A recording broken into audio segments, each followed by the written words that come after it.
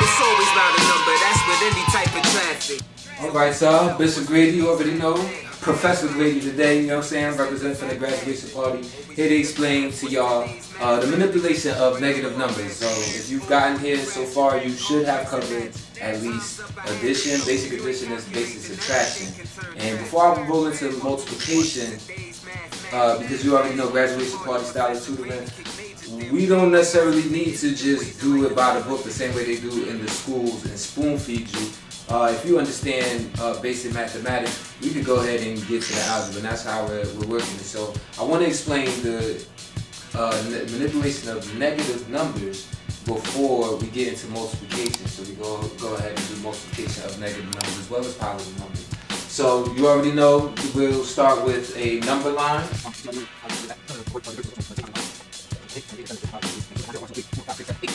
You already know this is going in the positive direction and this is going in the negative direction, right?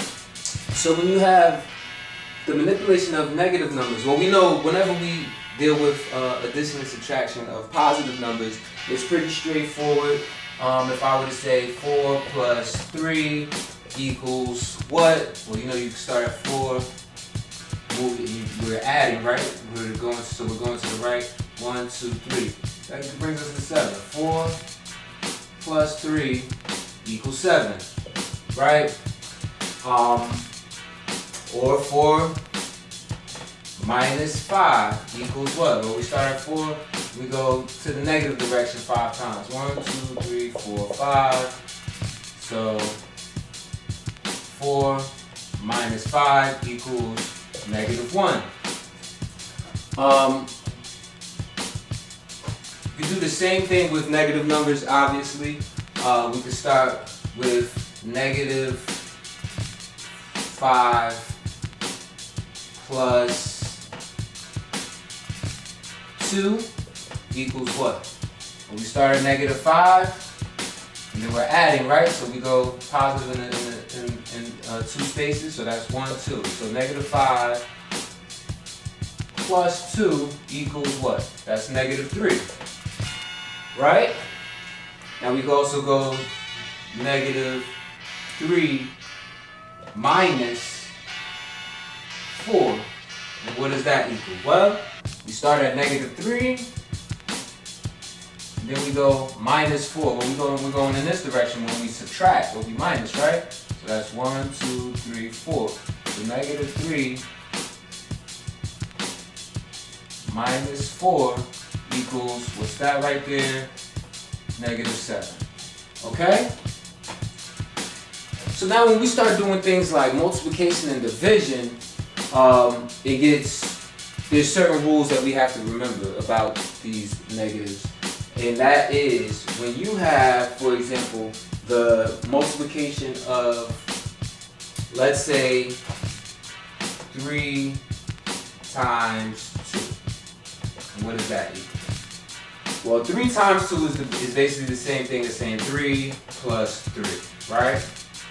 Because 3 times 2, we're doing 3 2 times. 3 plus 3, as we know, equals 6. But now, what if I did negative 3 times 2? Well, how do we do that? Well, we also know this is negative 3 plus negative 3. Now, it's good practice when you're actually dealing with negative numbers and these signs get near each other that you use parentheses. So you have, we'll just do that for clarity's sake. But negative 3 plus negative 3 equals what? So for some people that may confuse them. For some of y'all, especially the youngins that you're probably that are watching this or that you're watching this for, sometimes this may be confusing. But what you have to remember is that anytime you are adding a negative number, it is the same thing as subtracting that number. So negative 3 plus negative 3 is the same thing as saying negative 3 minus 3. These equal the same thing. Okay?